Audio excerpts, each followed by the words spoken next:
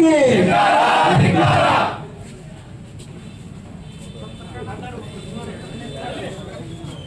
ಇವತ್ತಿನ ದಿವಸ ಕರ್ನಾಟಕ ರಾಜ್ಯ ರೈತ ಸಂಘ ಹಾಗೂ ಹಸಿರು ಸೇನೆ ತಾಲೂಕು ಘಟಕ ವತಿಯಿಂದ ಬೃಹತ್ ಪ್ರತಿಭಟನೆಯನ್ನು ಹಮ್ಮಿಕೊಂಡಿದ್ದು ಮೆಣಸಿನಕಾಯಿ ಹಾಗೂ ಇನ್ನಿತರ ಬೆಳೆಗಳ ಇನ್ಶೂರೆನ್ಸ್ ಬಾರದೇ ಇರುವುದನ್ನು ಖಂಡಿಸಿ ಹಾಗೂ ಈ ವರ್ಷ ಇನ್ಶೂರೆನ್ಸ್ ಕಟ್ಟುವಲ್ಲಿ ತಾರತಮ್ಯ ಇರುವಂತಹ ಲೋಪದೋಷಗಳನ್ನು ಸರಿಪಡಿಸುವ ಕುರಿತು ಎಲ್ಲ ಬೇಡಿಕೆಗಳನ್ನು ಈಡೇರಿಸಬೇಕೆಂದು ಕರ್ನಾಟಕ ರಾಜ್ಯ ರೈತ ಸಂಘ ಹಾಗೂ ಹಸಿರು ಸೇನೆ ತಾಲೂಕು ಘಟಕದ ವತಿಯಿಂದ ಇವತ್ತು ಈ ಪ್ರತಿಭಟನೆಯನ್ನು ಹಮ್ಮಿಕೊಂಡಿದ್ದು ಈ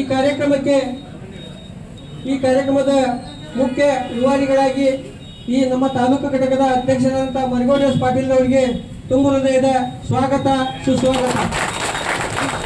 ಅದೇ ರೀತಿ ಈ ಕಾರ್ಯಕ್ರಮಕ್ಕೆ ಆಗಮಿಸಿದಂತ ರುದ್ರಪ್ಪ ಹಣ್ಣಿಯವರಿಗೆ ಕೂಡ ತುಂಬ ಹೃದಯದ ಸ್ವಾಗತ ಸುಸ್ವಾಗತ. ಅದೇ ರೀತಿ ಇರಬಹುದು, ಮೆಣಸಿನ ವಿಮೆ ಇರಬಹುದು, ಹಲವಾರು ಮಾವಿನ ಬೆಳೆ ವಿಮೆ ಇರಬಹುದು, ಹಲವಾರು ವಿಚಾರಗಳನ್ನು ಹೊತ್ತುಕೊಂಡು ಸರ್ಕಾರ ಈಗೇನು ಕೇಂದ್ರ ಮತ್ತು ರಾಜ್ಯ ಸರ್ಕಾರ ನಮ್ಮ ಬೆಳೆ ವಿಮೆ ತುಂಬಿಸಿಕೊಳ್ಳುವಲ್ಲಿ ಕೂಡ ಒಂದು ದೃಢೀಕರಣ ಪತ್ರವನ್ನು ಹೊರಡಿಸಿದೆ. ಆ ದೃಢೀಕರಣ ಪತ್ರವನ್ನ ರದ್ದುಪಡಿಸಬೇಕು ಅನ್ನೋದೇ ನಮ್ಮ ವಾದ. ಯಾಕೆಂದ್ರೆ ಈ ಹಿಂದೆ ಎಲ್ಲೆಲ್ಲೇ ಕಟ್ಕೋತಿದ್ರು ಅಲ್ಲೇ ಅವರು ರೈತರು ಹೋಗಿ ಸ್ವ ಇಚ್ಛೆಯಿಂದ ಸಾಲಿದ್ದಾಗೂ ಕೂಡ ಸಾಲಿಲ್ಲದರೂ ಕೂಡ ಆ CSC ಸೆಂಟರ್ನಲ್ಲಿ ಕಟ್ಟತಕ್ಕಂಥ ವ್ಯವಸ್ಥೆಯನ್ನ ಇತ್ತು. ಅದು ರೈತರಿಗೆ ಅನುಕೂಲಕರವಾದ ವಿಚಾರವಿತ್ತು. ಯಾಕಂದ್ರೆ ಯಾರೇ ಎಲ್ಲೇ ಕಟ್ಟಿದ್ರು ಕೂಡ ಆಯಾ ಬ್ಯಾಂಕ್ ಅವರವ್ರ ಖಾತೆಗೆ ಜಮಾ ಆಗ್ತಕ್ಕಂಥ ವ್ಯವಸ್ಥೆ ಇತ್ತು. ಅದನ್ನ ರದ್ದುಪಡಿಸಿ ಆಯಾ ಬ್ಯಾಂಕಿನಲ್ಲಿ ಅಲ್ಲಿ ಸಾಲ ಪಡೆದಾರ ಅಲ್ಲಿ ಸಾಲಗಾರರಾಗಿ ಅಥವಾ ಸಾಲಗಾರ ಅಲ್ಲದಾಗಿ ವಿಮೆಯನ್ನು ಕಟ್ಟಬೇಕು ಅನ್ನೋಂಥದ್ದು ಸರ್ಕಾರದ ಆದೇಶ. ಈ ಸರ್ಕಾರದ ಆದೇಶ ಏನಾಗಿದೆ, ಇದು IAS IFS ಅಧಿಕಾರಿಗಳು ಅಲ್ಲಿ ಕುತ್ಕೊಂಡು ಮಾಡ್ತಕ್ಕಂಥ ತಂತ್ರಗಾರಿಕೆ ಹೊರತು ಮಿನಿಸ್ಟ್ರಿಗೆ ಗೊತ್ತಿರೋದಿಲ್ಲ. ಹಾಗಾಗಿ ಮಿನಿಸ್ಟರ್ ವಿಚಾರಕ್ಕೆ ಗಮನಕ್ಕೆ ಬರಬೇಕು ಅಂತ ಆದರೆ ನಮ್ಮ ಹೋರಾಟ ಯಶಸ್ವಿಯಾಗಿ ಅವರ ಕಿವಿಗೆ ಮುಟ್ತಕ್ಕಂಥ ವ್ಯವಸ್ಥೆಯನ್ನು ನಾವು ಮಾಡಬೇಕಾಗತ್ತೆ ಅನ್ನೋದು ಉದ್ದೇಶದಿಂದ ಇವತ್ತಿನ ಈ ಕಾರ್ಯಕ್ರಮದ ಆಯೋಜಿಸಿದಂತ ನಮ್ಮ ತಾಲೂಕಾಧ್ಯಕ್ಷರಾದಂತಹ ಮರಿಗೋಡ್ ಪಾಟೀಲ್ ರವರೇ ಹಾಗೂ ಎಲ್ಲ ನನ್ನ ಹಿರಿಯ ಕಿರಿಯ ಹೋರಾಟಗಾರರೇ ಹಾಗೂ ಅನ್ನೋದಕ್ಕೆ ನೋವಾಗುತ್ತಾ ಇದೆ. ಯಾಕೆಂದ್ರೆ ಇವತ್ತ ಬ್ಯಾಂಕ್ನಲ್ಲಿ ಸಾಲ ಪಡಿಬೇಕಾದ್ರೆ ಹಲವಾರು ಬ್ಯಾಂಕಿನಿಂದ ಸರ್ಟಿಫಿಕೇಟ್ ತರತಕ್ಕಂಥ ವ್ಯವಸ್ಥೆಯನ್ನು ಬಂದ್ ಮಾಡಬೇಕು. ಯಾಕೆಂದ್ರೆ ಅವರು ಯಾವ ಉದಾಹರಣೆಯಲ್ಲಿ ಯಾವ ಬ್ಯಾಂಕಿನ ಸಾಲ ಇದೆ ಆ ಸೊಸೈಟಿದು ಅಥವಾ ಬ್ಯಾಂಕಿನ ಪತ್ರವನ್ನು ಹೋದರೆ ತಕ್ಷಣ ಸಾಲ ಕೊಡ್ತಕ್ಕಂಥ ವ್ಯವಸ್ಥೆಯನ್ನು ಮಾಡಬೇಕು ಅನ್ನೋದು ನಮ್ಮ ಕರ್ನಾಟಕ ರಾಜ್ಯ ರೈತ ಸಂಘದ ಉದ್ದೇಶ. ಅದ್ರ ಜೊತೆಗೆ ಈಗ ಬೆಳೆ ವಿಮೆಯನ್ನ ಹಿಂದಿನ 2025-26ರ ಬೆಳೆ ವಿಮೆಯನ್ನು ತಕ್ಷಣ ಕೊಡ್ತಕ್ಕಂಥ ವ್ಯವಸ್ಥೆಯನ್ನು ಮಾಡಬೇಕು ಅನ್ನೋಂಥದ್ದು ನಮ್ಮ ಉದ್ದೇಶ. ಹಾಗಾಗಿ ರೈತರ ಹೋರಾಟಕ್ಕೆ ಇವತ್ತಿನ ಈ ಸಭೆ, ಈ ಸರ್ಕಾರಗಳು ರೈತರ ಜೊತೆ ನಡ್ಕೋತಕ್ಕಂಥ ಸನ್ನಿವೇಶವನ್ನು ನೋಡಿದರೆ ಬಹಳ ಮನಸ್ಸಿಗೆ ನೋವಾಗ್ತೈತೆ.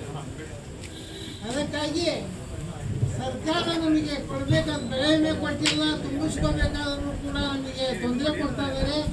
ಅದನ್ನ ನೇತೃತ್ವ ಅದರ ಇವತ್ತು ಅದನ್ನು ನಾವು ಸರ್ಕಾರಕ್ಕೆ ಪ್ರತಿಭಟನೆ ಮಾಡಿ ಕೇಂದ್ರ ಸರ್ಕಾರದ ವಿರುದ್ಧ ಹೋರಾಟ ಮಾಡಲಿಕ್ಕಾಗಿ ನಾವು ಇವತ್ತು ತಹಸೀಲ್ದಾರ್ ಆಫೀಸಿನ ಎದುರಿಗೆ ಪ್ರತಿಭಟನೆಯನ್ನು ಹಮ್ಮಿಕೊಂಡಿದ್ದೇವೆ. ಜಿಲ್ಲಾ ಪ್ರಧಾನ ಕಾರ್ಯದರ್ಶಿ ಅವರಿಂದ ಮಲ್ಲಿಕಾರ್ಜುನ್ ಬಳ್ಳಾರಿ ಅವರೇ ಹಾಗೂ ಜಿಲ್ಲಾ ಉಪಾಧ್ಯಕ್ಷ ತಾಲೂಕಿನ ಹಾಗೂ ಜಿಲ್ಲೆಯ ಜ್ವಲಂತ ಸಮಸ್ಯೆಗಳನ್ನು ಹೊತ್ಕೊಂಡು ಪ್ರತಿ ತಾಲೂಕಿನಲ್ಲೂ ಚಳುವಳಿಯನ್ನು ಹಮ್ಮಿಕಬೇಕು ಅನ್ನೋ ಕಟ್ಟುನಿಟ್ಟಿನ ಕ್ರಮವನ್ನು ಜಿಲ್ಲಾ ಆಡಳಿತ ಇವತ್ತು ತಕ್ಷಣವೇ ಕರೆದು ತಾಲೂಕಿನ ಒಂದು ಸಮಸ್ಯೆಯನ್ನು ನಮ್ಮೆಲ್ಲರ ಜೊತೆಗೂಡಿ ಸೇವೆ ಸಲ್ಲಿಸ್ತಕ್ಕಂಥ ನಮ್ಮ ಜಿಲ್ಲೆಯ ಪ್ರಧಾನ ಕಾರ್ಯದರ್ಶಿಗಳಾಗಿರ್ತಕ್ಕಂಥ ಮಲ್ಲಿಕಾರ್ಜುನ್ ಬಳ್ಳಾರಿ ಅವರೇ, ಹಿರಿಯರು ಮತ್ತು ಸದಾ ನಮ್ಮ ಜೊತೆಗೇನೆ ಅನುಭವ ಸಲಹೆಯನ್ನು ಕೊಟ್ಕೊಂತ ಬಂದಿರತಕ್ಕಂಥ ಜಿಲ್ಲೆಯ ಉಪಾಧ್ಯಕ್ಷರಾಗಿರ್ತಕ್ಕಂಥ ಅಡಿಯಪ್ಪ ಆಲದಕಟ್ಟಿ ಅವರೇ, ಹಾಗೂ ಇಡೀ ರಾಜ್ಯ ಮತ್ತು ಭಾರತ ದೇಶಕ್ಕೆ ಬೆಳೆ ವಿಮೆ ಅಂದ್ರೆ ಏನು ಅಂತ ಮಾರ್ಗಸೂಚಿಯಾಗಿ ಕೊಟ್ಟು ತಾಲೂಕಿನ ಎಲ್ಲ ನಮ್ಮಂತ ಕಿರಿಯ ಹೋರಾಟಗಾರರಿಗೆ ಅನುಭವವನ್ನು ತುಂಬಿರ್ತಕ್ಕಂಥ ಹೋರಾಟಗಾರರಾಗಿರ್ತಕ್ಕಂಥ ಮಲೇಶಪ್ಪ ಪರಪ್ಪನವರವರೇ, ಇಡೀ ಅಗ್ರಿಕಲ್ಚರ್ ಆಫೀಸರ್ ಅವ್ರನ್ನ ಕೇಳಿದ್ರು ಅದಕ್ಕೆ ಯಾವುದೂ ಗೊತ್ತಿಲ್ಲ. ನಾವು ಕೊನೆಗೆ ನಾವೇ ಒಂದು ಮನವಿ ಬರೆದು ಜಿಲ್ಲಾಧಿಕಾರಿ ಮುಖಾಂತರ ಸರ್ಕಾರಕ್ಕೆ ಬರೆದೇವೆ. ಅದೆಲ್ಲ ನಿನ್ನೆನ ಸೋಮವಾರ ಒಂದು ಬದಲು ನಾವೇನ್ ಪ್ರಶ್ನೆ ಕೇಳೇವಲ್ಲ ಅದಕ್ಕೆ ಕಷ್ಟ ಆಗುತ್ತದೆ. ನಾವು ನಮಗೆ ತಿಳಿದ್ರು ಕೇಳಿದ್ವಿ, ಬ್ಯಾಂಕ್ನವ್ರಿಗೆ ಏನ್ ತೊಂದರೆ ಆಕತಿ, ಗ್ರಾಮೀಣರಿಗೆ ಏನ್ ತೊಂದರೆ ಆಕತಿ, ರೈತರಿಗೆ ಏನ್ ತೊಂದರೆ ಆಕತಿ. ನಾವು ಅದ್ರ ಒಂದ ಒಂದು ನೆನಪು ಹರಿದ್ವಿ. ನಾವು ಎದು ನೆನಪು ಹರಿದ್ವಿ ಅಂದ್ರೆ ಕಟವಾಕಿ ಇದ್ದರೆ ಹೆಂಗ್ ಮಾಡೋದು ಅವ್ರ ಸುದ್ದಿ ಇಲ್ಲ ಸರ್. ಅವರ ಇದರ ಬಹಳ ಮಂದಿ ಅದ. ಕಟವಾಕಿ ಇದ್ದಾಗ ನಾವು ಸುಮಾರು 160 ಮಂದಿ ಅದ. 40 ಮಂದಿಯಾಗ ಒಂದು 35 ಮಂದಿ ಚಾತಿ ಅದಾವೆ, ಒಂದು 5 ಮಂದಿ ಸಾಲ ಇಲ್ದವ ಅದ ಒಟ್ಟಾರೆ ರಿಸಲ್ಟ್.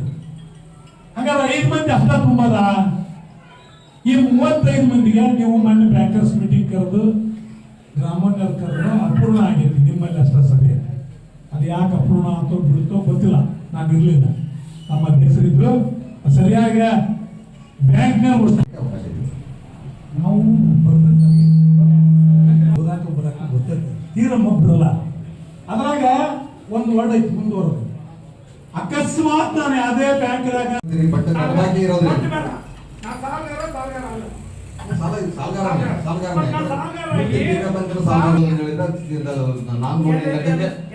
ಅದನ್ನೇ ನಾವು ಕ್ಲಾರಿಫಿಕೇಶನ್ ಬರ್ದಿದ್ದೀವಿ. ಅದನ್ನೇ ಕ್ಲಾರಿಫಿಕೇಶನ್ ಬರ್ದಿದ್ದೀನಿ. ತಾವು ಇನ್ನೇನು ಹೇಳಿದ್ರಿ ಹೆಂಗ್ ಸಾಧ್ಯತೆ ಐತಿ? ಇವತ್ತು ಸಮಸ್ಯೆ ಇದ್ದಿದ್ದು ಇವತ್ತು ನಾವು ನೋಂದಣಿ ಮಾಡ್ತೇವೆ, ಅದಕ್ಕೆ ಅವಕಾಶ ಕಲ್ಪಿಸ್ಕೊಡ್ಬೇಕು, ಇವತ್ತ ಮಾಡ್ತೇವೆ ಅಂತ ಯಾವುದೇ ರೀತಿ ಕ್ಲಾರಿಫೈಸ್ ಇರಲಿಲ್ಲ.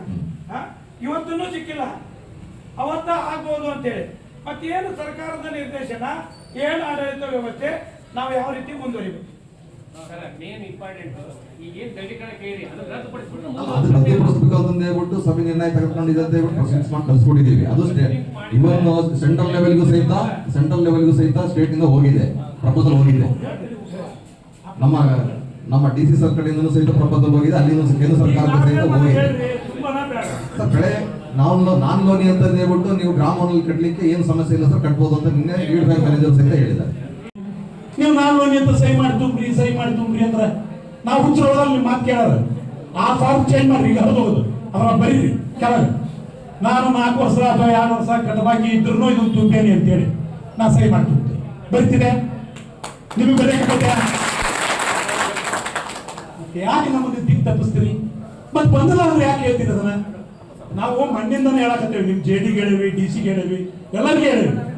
ನೀವು ಅದನ್ನ ನಮ್ಮ ಸೀರಿಯಸ್ನೆಸ್ ಅರ್ಥನ ಮಾಡ್ಕೊಬೋದ್ರಿ. ಅವರು ವಿಮಾ ಕಂಪನಿಯವರು ಗಂಟು ಹಾಕಕ್ಕೆ ಏನೇನು ಬೇಕು ನೋಡ್ತಾ ಇರ್ತಾರೆ ದಿನ. ಒಂದು ಸಣ್ಣ ಕ್ಯಾನ್ ಸಿಕ್ಕರೆ ಅವ್ರು ಗಂಟು ಹಾಕ್ತಾರೆ.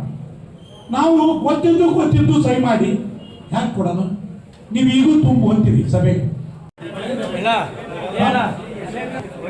ಬಿಡ್ರಿ ಸಾಕು.